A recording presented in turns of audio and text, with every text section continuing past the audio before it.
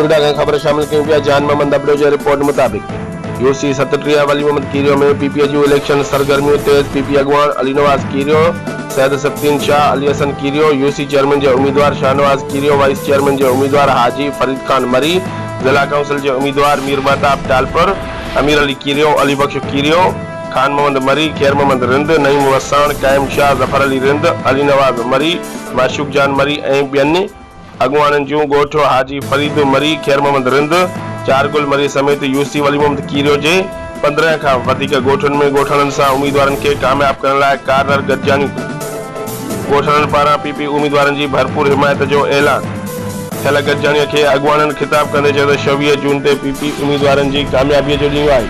छो जो उन ॾींहं ते यूसी समेत ज़िले जा वोटर पीपीए जे इंतिखाबी निशान तीर ते ठपो हणी पीपी मुखालफ़नि जूं सियासी तौर ते ज़मानतूं रद्द करे खेनि घर भेरो करे छॾींदा। पीपी उम्मीदवारनि जो मथियनि ॻोठनि में पहुचण ते गुलनि जी वर्खा ऐं जीअ फुट जे नारनि सां भरपूर इस्तक़बाल कयो वियो।